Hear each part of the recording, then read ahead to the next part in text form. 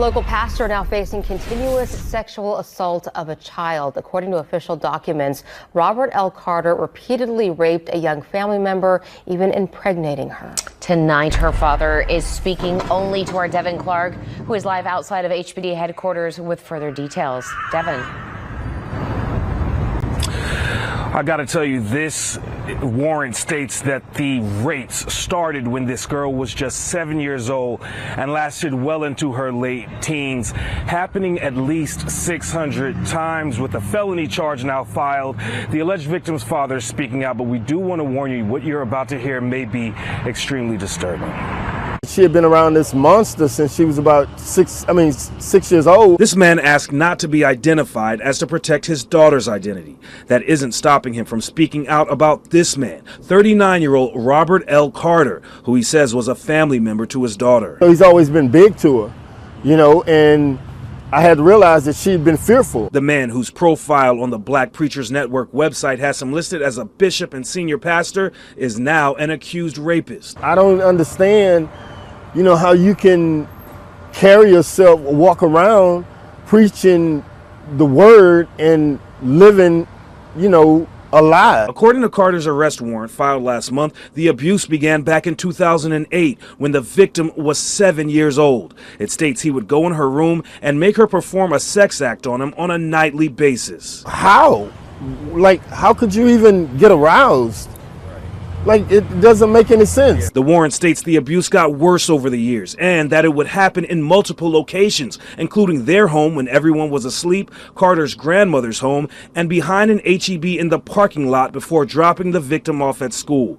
The document also states that Carter would bring the victim here to the Greater Bible Way Church in Sunnyside, where he had an office, and rape her. She's had an episode where she ended up in the hospital, you know, for psychiatric reasons. The warrant states she secretly had Carter's baby. What if she would have died that night? She had the baby in the closet by herself. And he came and got the baby and took the baby to a fire station and dropped the baby off. With many questions, we went to Carter's address listed on the warrant. But no one seemed to be home, so we called him. The person you are calling is not available. Record your message at the tone. No answer. While the warrant has been filed, we understand that Carter has not been taken into custody at this time. As for the baby mentioned in the story, the father you heard from says his daughter is in the process of trying to get the child back. Reporting live outside of HPD headquarters tonight, Devin Clark, KPRC 2 News. In the heart of Houston, Texas, where faith binds communities and trust is woven into the very fabric of family, stood a man revered by many. Pastor Robert L. Carter, a man of God, a shepherd to his flock, a voice of wisdom and comfort in times of need. His words echoed through the halls of his church, promising hope, salvation, and guidance. For years, he was the figure people turned to in their darkest hours, believing he would lead them toward the light. A pastor is meant to protect, to nurture, to stand as a beacon of moral strength. But what happens when that beacon becomes the source of unimaginable darkness? In the shadows of his carefully constructed image, behind the pulpit where he preached love and virtue, lay a devastating betrayal, one that would shatter the lives of those who trusted him the most. Among his congregation, there was a little girl, just 7 years old, a child with bright eyes, filled with dreams too big for her small frame. She should have been worrying about playground games, bedtime stories, and the innocent wonders of childhood. She was someone's daughter, someone's sister, someone's niece. But instead of being wrapped in the safety of her family's love, instead of being protected by the man who should have been her spiritual guide, her life took a turn no child should ever endure. Where was her mother when the walls that should have protected her crumbled? Where was her father when her innocence was stolen in silence? Where were her siblings when the laughter of childhood was replaced by the heavy weight of unspeakable trauma? And where was the man who was supposed to shield her from harm? The man who stood before his congregation, preaching righteousness, all while hiding a terrible secret. Pastor Robert L. Carter trusted, admired, respected, now faces accusations that paint a horrifying picture of abuse spanning years. The very man who was meant to teach, to guide, to protect, is accused of being the one from whom she needed protection the most. For years, this young girl carried the burden in silence, her childhood stolen and her trust shattered. As she grew, the scars, both visible and invisible, followed her. The world moved on around her, unaware of the torment she endured, unaware of the betrayal she suffered at the hands of someone who was supposed to embody faith and safety. Now, as this case unfolds, we are left to ask, how could this have happened under the roof of trust? How could a man who spoke of compassion and morality be accused of such unspeakable harm? And most importantly, how does a child, now a young woman, piece together the fragments of a life torn apart by someone she should have been able to trust the most? This isn't just the story of a pastor accused. It's the story of a little girl whose voice was stolen, whose innocence was stripped away by the very person meant to protect it. It's a story of betrayal, of pain, and of a fight for justice that echoes far beyond the walls of any church. This is the story of Robert L. Carter and the niece who found the courage to speak out. Robert L. Carter wasn't just any pastor. He was a transformational leader, a man whose words could lift the broken-hearted, whose sermons were laced with hope and conviction. In the heart of Houston, Texas, his voice echoed through packed pews, calling people to rise above their struggles, to walk in faith, to live righteously. He didn't just preach from the pulpit. He walked the streets of his community, nurturing young minds, guiding lost souls, building men into better fathers, brothers and sons. To many, he was more than a spiritual leader. He was a beacon of strength, a mentor, a father figure to those without one. His sermons were more than just words. They were lifelines. He spoke passionately against immorality, against the very evils that could tear a family apart. He condemned abuse in all its forms, standing as a protector of the innocent, a voice for the voiceless. Parents trusted him with their children, believing he would guide them toward a better path. His influence stretched beyond Sunday mornings. Robert L. Carter was a man who raised men, who cultivated communities, who inspired change. But sometimes the loudest voices hide the deepest secrets.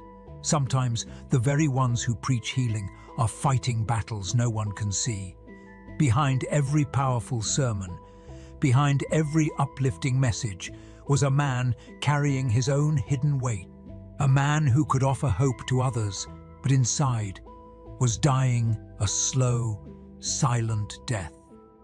In 2023, that hidden battle came to light in a way no one could have imagined. Allegations surfaced. Allegations that would shake the foundation of everything Robert L. Carter stood for. Accusations of continuous abuse, not from a stranger, but from within his own family. A young girl, his niece, whose childhood was entangled in a web of trust and betrayal. The very man who stood against immorality, who spoke out against immorality, who spoke out against child abuse, now stood accused of the unthinkable. The community was left reeling. How could a man who had given so much, who had guided so many, be capable of such harm? How do you reconcile the image of a leader with the reality of the allegations? The courtroom became the new stage, and the man who once inspired faith now faced a trial that would expose the darkest corners of his life. The allegations were not fleeting whispers. They spanned years. Years of silence, of suffering hidden behind closed doors. The young girl, now a woman in her 20s, found the strength to step forward, to share her story. And in doing so, she unraveled the carefully constructed image of a man who had been revered by so many. As the news spread, the community was forced to confront difficult questions about trust, about accountability, about the hidden battles even the most respected leaders can face. How do we protect the vulnerable when danger comes from within the very institutions meant to safeguard them? How do we ensure justice when the accused is a man so deeply embedded in the fabric of the community? Robert L. Carter's arrest sent shockwaves through Houston and beyond. It wasn't just the fall of a pastor, it was the collapse of a symbol, the unraveling of a leader whose public image was at odds with the accusations laid bare. And as the trial looms, the world watches, not just to see if justice will be served, but to understand how such a betrayal could fester in plain sight. For years, the walls of Robert L. Carter's home and church held more than just sermons and family gatherings. They hid a secret, one buried beneath layers of trust, reverence, and silence. According to court documents, the allegations suggest that the inappropriate conduct began when his niece was just a child, a tender, vulnerable age, where the world is supposed to feel safe, where the adults in her life were meant to be her protectors. But instead of safety, she was met with betrayal. The accusations are chilling. They allege that the abuse didn't stop at a single moment of weakness or a fleeting act of wrongdoing. It persisted, stretching over years, shadowing her growth from a young girl into adolescence and haunting her as she stepped into adulthood. Each year passed with the weight of silence, growing heavier, the betrayal cutting deeper. And all the while, Robert L. Carter continued to stand at the pulpit, preaching against the very evils he's now accused of committing. Imagine the confusion, the fear, the isolation that must have consumed her. This wasn't just a man in a position of authority. This was her uncle, the man who was supposed to guide her, to shield her from harm. Instead, the home that should have been her sanctuary became a place of hidden trauma. The church that should have been her refuge echoed with sermons from a man who, behind closed doors, allegedly shattered her innocence. It wasn't until 2023 that the young woman, now in her 20s, found the courage to come forward. After years of carrying the burden alone, after years of wrestling with the scars of her past, she walked into the authorities and spoke the truth she had buried deep within her. It was her voice, strong, trembling and unwavering, that led to Robert L. Carter's arrest. The charges: continuous sexual assault of a child. The man who had once held the trust of an entire community now faced the weight of the law. The accusations didn't just speak to isolated incidents. They painted a harrowing picture of sustained abuse, of manipulation wielded by a man who held both familial and spiritual authority. Carter wasn't just a figure in her family. He was a towering presence in her life, someone whose influence extended into every corner of her existence. And it was this very influence that, according to the allegations, he used in the most devastating ways. The news of his arrest spread like wildfire, leaving a community in shock. Congregants who had once looked to him for guidance were now left questioning everything they thought they knew. Families who had trusted him with their children were now grappling with an unthinkable reality. How could a man who preached against immorality be capable of such acts? How could a leader who stood for righteousness be the very source of such profound harm?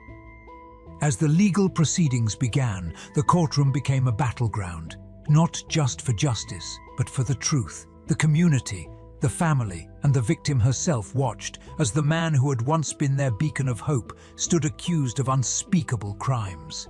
The allegations had been unveiled, but the scars they left behind would linger far beyond the courtroom walls. For years, Robert L. Carter stood at the center of his community, a figure of unwavering faith and guidance. But in 2023, that image shattered. The same man who had delivered sermons about morality and protection was now facing the weight of the very justice system he once championed. The arrest came swiftly, unexpected for many, but long overdue for those who knew the truth. Carter was taken into custody and charged with continuous sexual assault of a child. The bond was set at $200,000, a figure that couldn't begin to measure the magnitude of the betrayal felt by his family, his congregation, and the community at large. But even as the charges loomed, Carter maintained his innocence, pleading not guilty to every accusation. As part of his release conditions, Carter was restricted from stepping foot near schools, playgrounds, or places of worship, the very spaces where he once thrived, where his presence was once welcomed. Now, those doors were closed to him. His sermons fell silent, his church pews emptied of his presence. The man who had been a beacon of trust was now a symbol of betrayal. In November 2024, prosecutors extended a plea deal, an opportunity for Carter to admit guilt, to face the consequences of his actions, and perhaps, in some small way, provide closure for his victim and the community. But Carter refused. Declining the deal, he chose to fight the allegations in court, forcing the community to brace for a trial that would peel back layers of secrets and pain. The trial is set for February 21, 2025, and it's more than just a legal proceeding. It's a confrontation of truth versus denial, of justice versus betrayal. The entire community watches with bated breath, families whispering in church halls, neighbors exchanging glances filled with disbelief and sorrow. The courtroom will become the stage where years of silence will collide with the search for justice. But as both sides prepare for battle, the prosecution armed with the testimony of a brave young woman and the defense clinging to the presumption of innocence, the question remains: will the truth finally see the light of day, or will the shadows of influence and power continue to obscure it? For the victim, this trial is more than just a date on the calendar. It's the culmination of years spent wrestling with pain, fear, and the hope that justice might finally prevail. And for the community, it's a reckoning with the uncomfortable reality that even those we trust the most can be capable of unimaginable harm. In the aftermath of Robert L. Carter's arrest, the community found itself standing on fractured ground.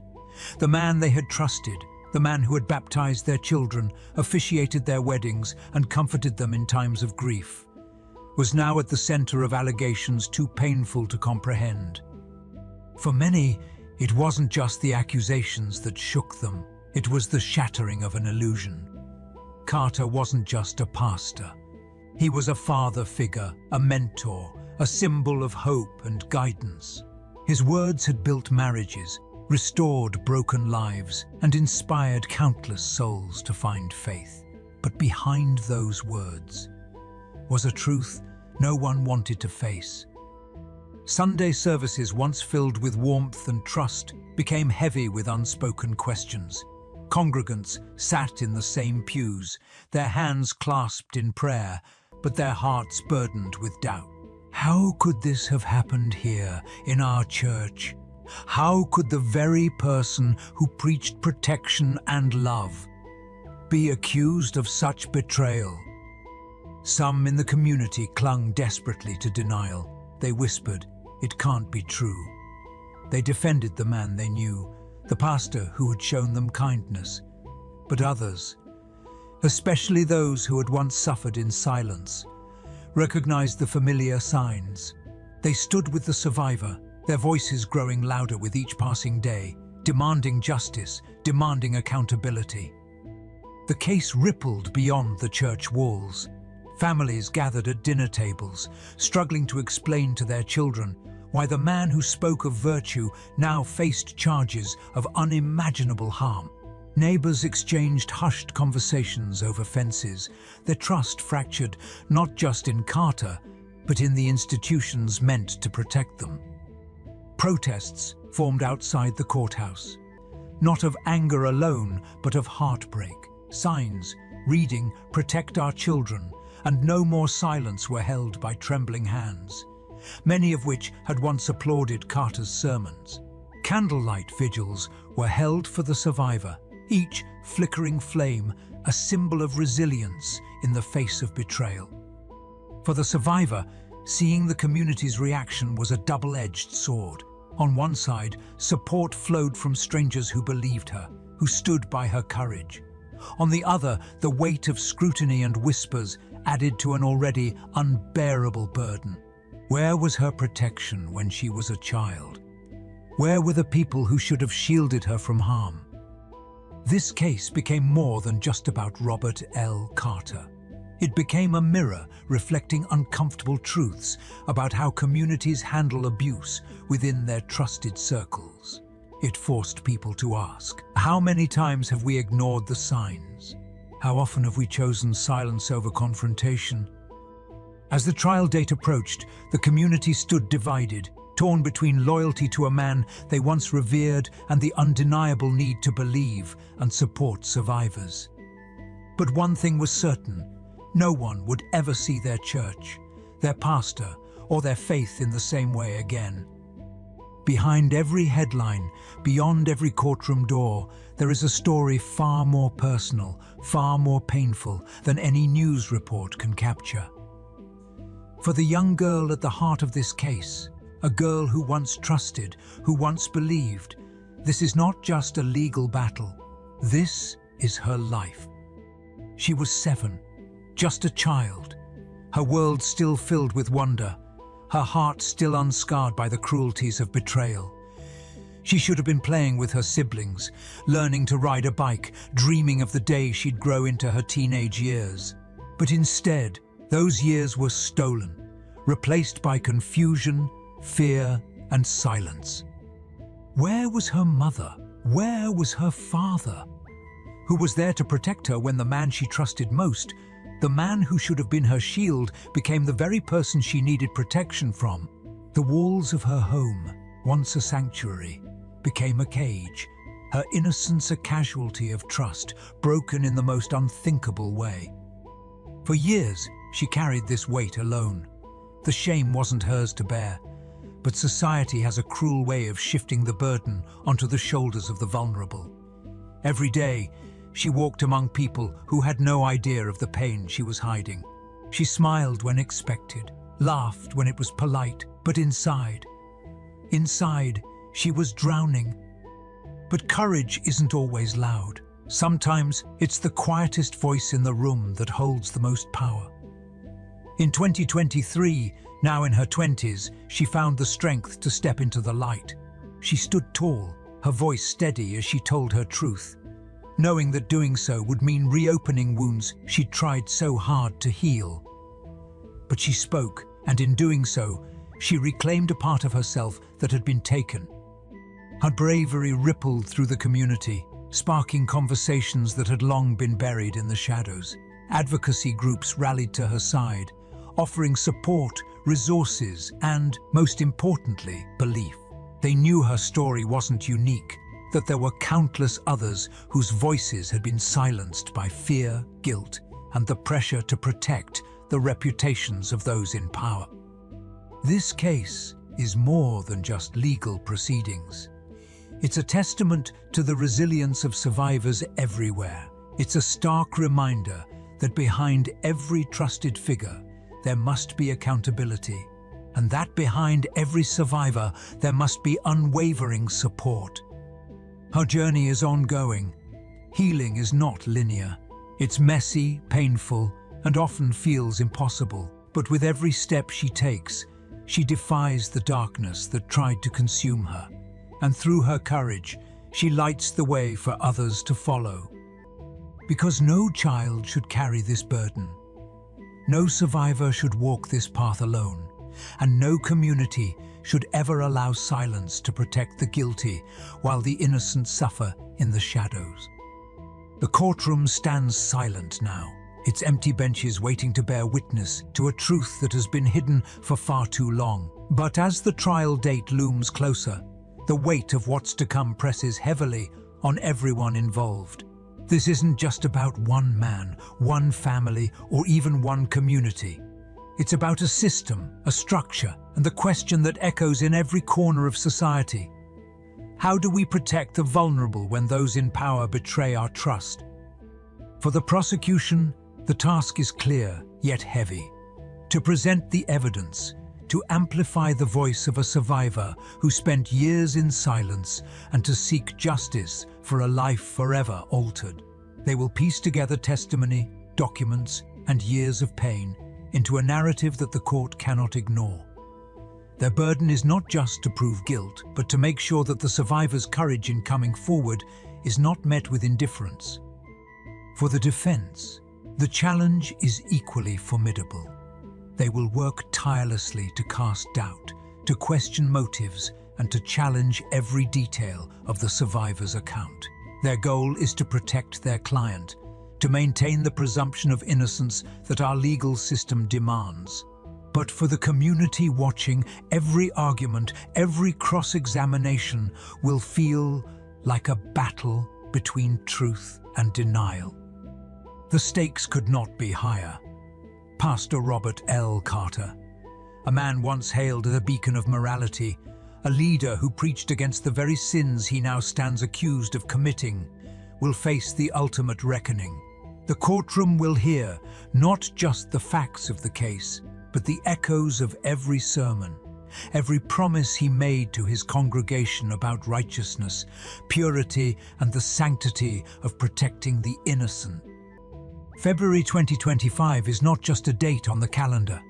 It marks the culmination of years of silence, fear, and courage. For the survivor, stepping into that courtroom is more than just recounting painful memories. It's confronting the very man who turned her world upside down. It's standing in a place where her voice will finally be heard, not as a whispered secret, but as a powerful testament to resilience. But the courtroom is also a place of uncertainty.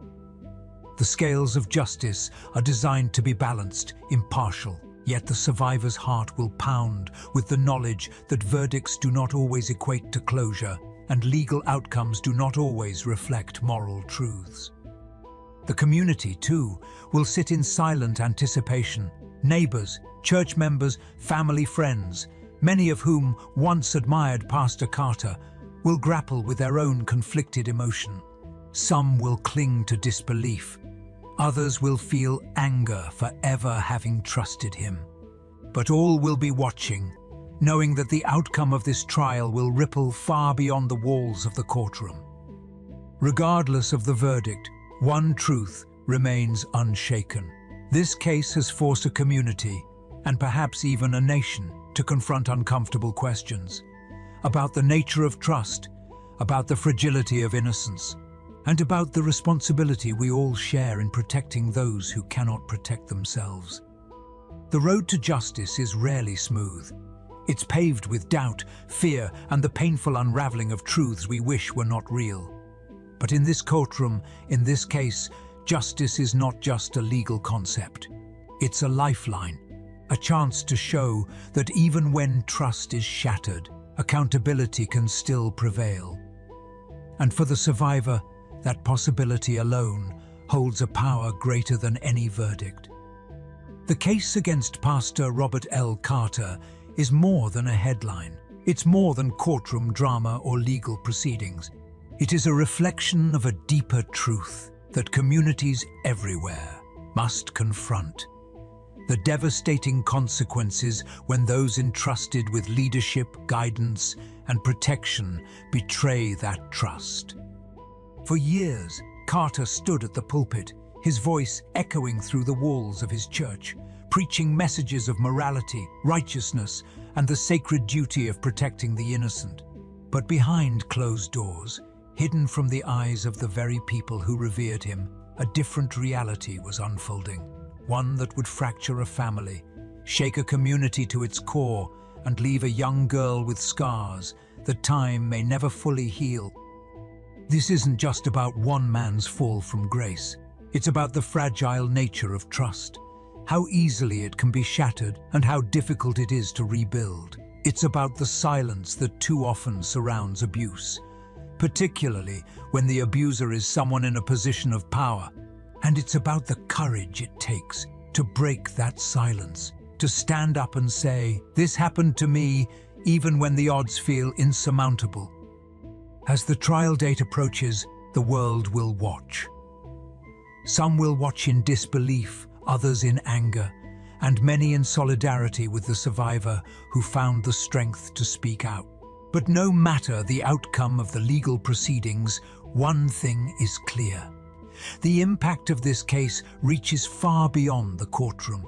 It forces us all to ask difficult questions about who we trust, how we protect our communities, and what it truly means to stand with survivors.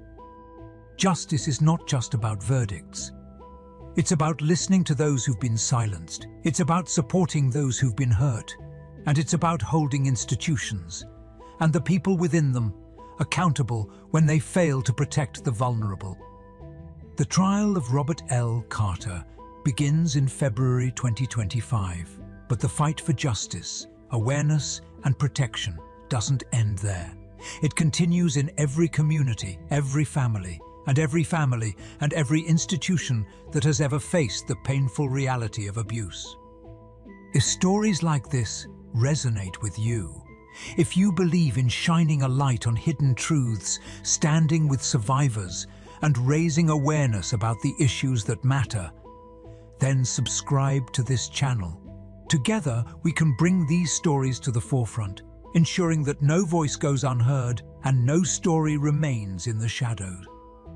And if you or someone you know has been affected by abuse, please know that help is available. You are not alone. Contact appropriate hotlines and reach out to trusted resources for support. Speaking out is the first step towards healing, and there are people ready to listen.